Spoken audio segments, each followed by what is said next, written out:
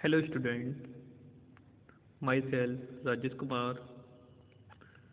कल हम BSc second year में डेंटिशन इन मैमल्स पढ़ रहे थे, जो कि यूनिट 4 का और पेपर फर्स्ट का लास्ट टॉपिक चल रहा है। इसमें हमने कल काइंड्स ऑफ टीथ में टीथ के दो प्रकार पढ़ा दिए थे। इसमें पहला था इंसीजर्स, दूसरा था कैनाइन्स। जैसा कि हमने कल बताया था कि इसके बाद हम कैनाइन्स तक हमने पढ़ा दिया था। उसके बाद जो नेक्स्ट स्टेज जो है इसकी, उसको आज हम डिस्कस करेंगे, चेक टीथ। अगर चेक टीथ की बात की जाए तो कैनाइन्स के बाद प्री मोलर तथा मोलर दांत पाए जाते हैं। यह दोनों प्रकार के दांतों को मिलाकर चेक टीथ कहलाते हैं, या इन दोनों टाइप्स के यानी प्री मोलर तथा मोलर टीथ हैं, दोनों मिलकर चेक टीथ की फॉर्मेशन करते हैं। इनके टॉप एंड पर यानी इनकी अपर साइड को देखा जाए, यानी सरफेस देखी जाए, तो उस पर क्रशिंग तथा लैपिंग के लिए रिज तथा ट्यूबरकिल्स होते हैं। मतलब जो इनकी सरफेस होती है वो एकदम रफ होती है, जो भोजन को कुचलने का कार्य करती है।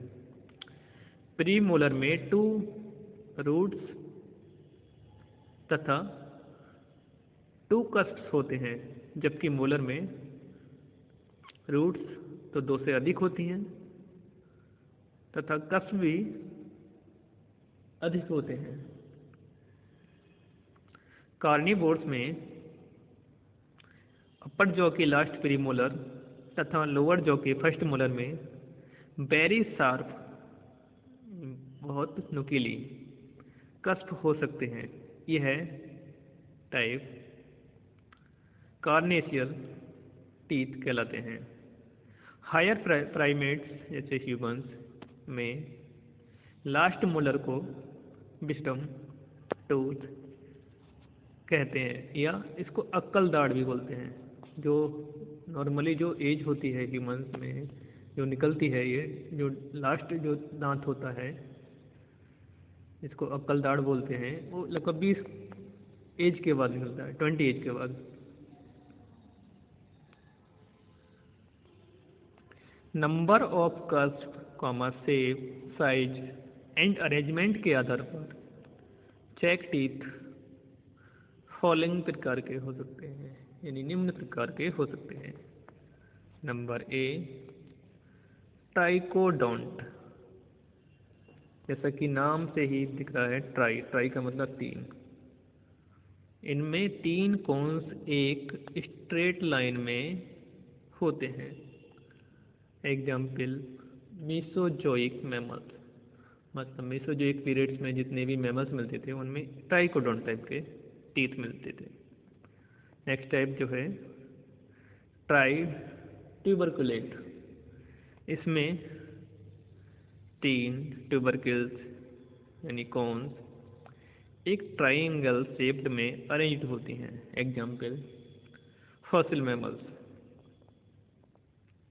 मतलब जो जीवाश्म है उनमें मिलती थी। नेक्स्ट बियोनोडोंट। इसमें क्राउन्स पर कुचलने के लिए छोटे सेपरेट ब्लंट तथा राउंडेड ट्यूबरकिल्स होती हैं। एग्जाम्पल मनुष्य, बंदर तथा पिग आदि। सीकोडोंट। इसमें टीथ के किनारे मांस को चीरने के लिए शार्प सेपरेट होते हैं। Example carnivores. नेक्स्ट लोफोडोंट, इनमें इनामेल तथा डेंटाइन फोल्डेड होते हैं। इनके क्रीसेंट्रिक इनामेल कस्प लोफास नामक अनेक ट्रांसवर्स रिज द्वारा रिलेटिव होते हैं, जो इंक्लूडिंग हर्ब्स तथा ऑल टाइप ऑफ प्लांट्स को पीसने के काम आते हैं। Example elephant. मतलब इस टाइप के जो टीथ होते हैं वो एनिमल्स जो हर्ब्स पर फीड करते हैं, यानी पेड़ पौधों पर फीड करते हैं, उनमें पाए जाते हैं। यह प्लांट को कुचलने का, पीसने का कार्य करते हैं। स्किलिनोडोंट, इनमें क्राउन पर हार्ड इनामेल के वर्टिकल इबिसेंट्रिक नभचंद्राकार यानी चंद्रमा के समान कस्प होते हैं। यह चबाने के लिए हर्बीवोरस एनिमल्स यानी जो हर्ब्स पर फीड करते हैं में पाए जाते हैं। यह भी दो प्रकार के होते हैं, जिनमें पहली टाइप है ब्रैक्यूडोंट। यह छोटे रूटेड लो क्राउंड, मतलब इसमें क्राउंड्स जो होंगे वो कम होंगे, टीथ होते हैं। एग्जाम्पल स्क्वेरल, यानी गिलहरी में ब्रैक्यूडोंट टाइप के टीथ मिलते हैं। नेक्स्ट हिप्सोडोंट, यह है हाईली क्राउंड तथा लो रूटेड सहित लार्ज तथा प्रिज्म शेप्ड दांत होते हैं। एग्जाम्पल हॉर्स तथा अदर चरने वाले एनिमल्स जो कि घास को खाते हैं। अब बात करते हैं डेंटल फॉर्मूला, दांतों का सूत्र या दंत विन्यास।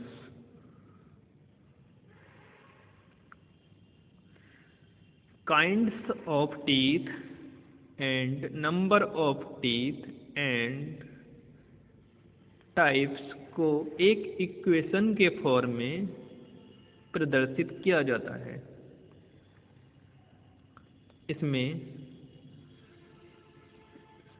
इसे डेंटल फॉर्मूला कहते हैं। मतलब दांतों के प्रकार, दांतों की संख्या को एक इक्वेशन के रूप में जब ड्राइव किया जाता है तब उसे डेंटल फॉर्मूला कहते हैं। इसमें प्रत्येक जबड़े के हाफ टीथ को ही लिया जाता है। अपर तथा लोअर जॉ के टीथ को एक ट्रांसवर्स लाइन द्वारा सेपरेट करते हैं। टीथ के टाइप को उनके स्टार्टिंग लेटर, जैसे इंसीजर को आई से, कैनाइन को सी से, प्रीमोलर को पीएम से तथा मोलर को एम से रिप्रेजेंट करते हैं।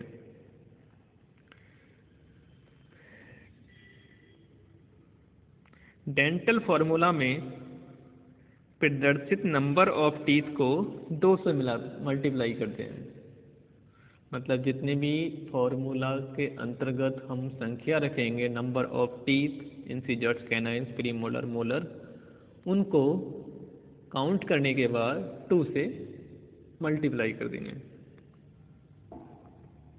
तो उस स्पीशीज के ऑल टीथ का नंबर ज्ञात हो जाता है।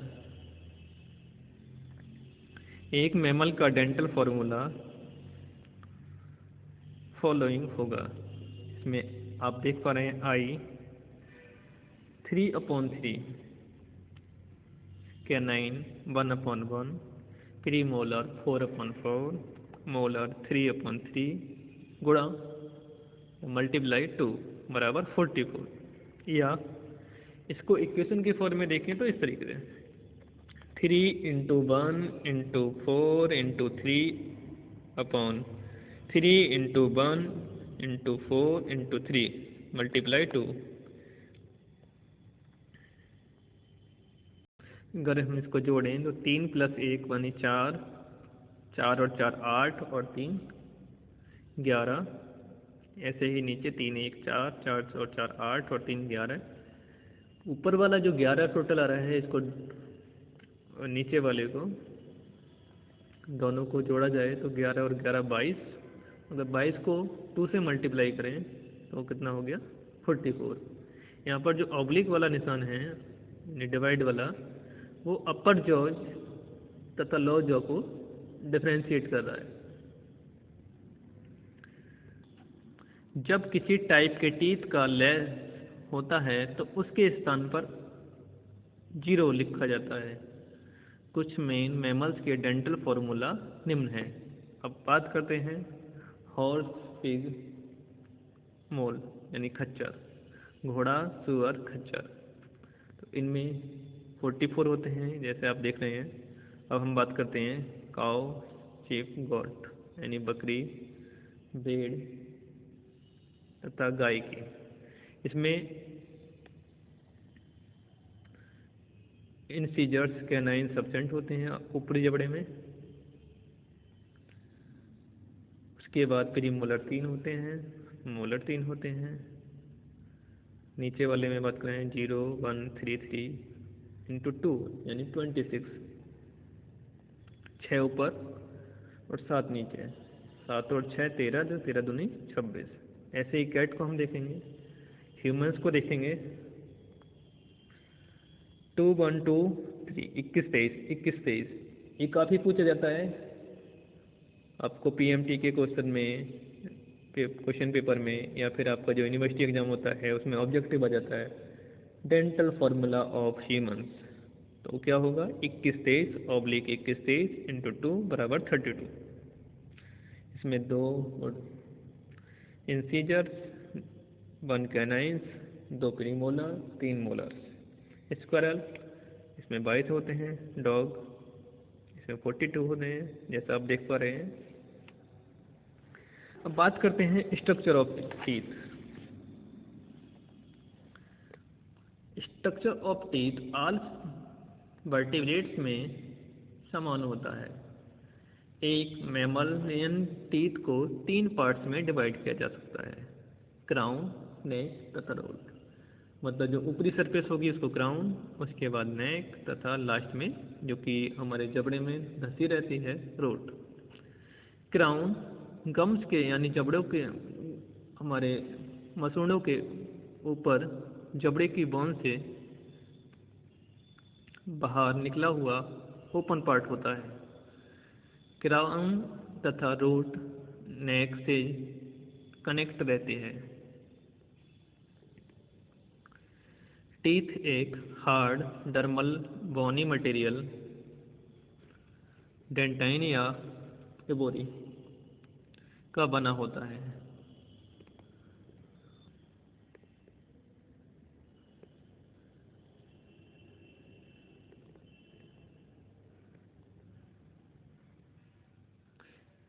क्राउन में यह ऊपर से इनामेल से कवर्ड रहता है।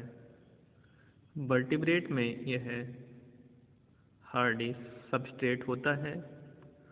रूट जॉज की बोन से में सीमेंट की लेयर के द्वारा फिक्स होती है। मतलब जिनकी जड़ें जो होती हैं एक सीमेंट की लेयर होती है जो कि जबड़े की बोन से इसे कनेक्ट रखती है।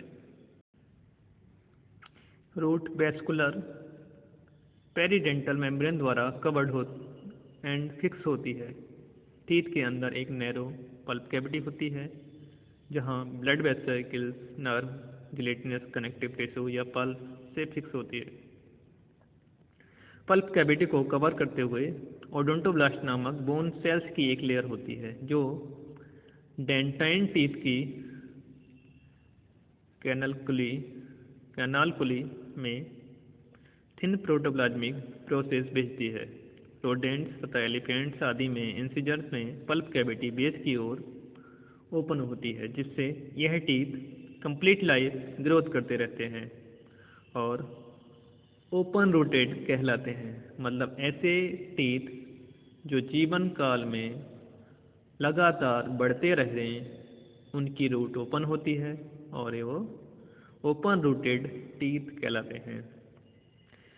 मैन सहित यानी ह्यूमंस सहित मैक्सिमम मैमल्स में पल्प कैविटी का बेसल एपर्चर एक निश्चित आयु में क्लोज हो जाता है, जिससे न्यूट्रिशन के रुक जाने के कारण ग्रोथ रुक जाती है। ऐसे टीथ क्लोज रूटेड टीथ कहलाते हैं।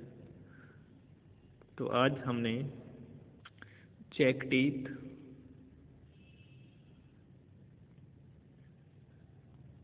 Dental formula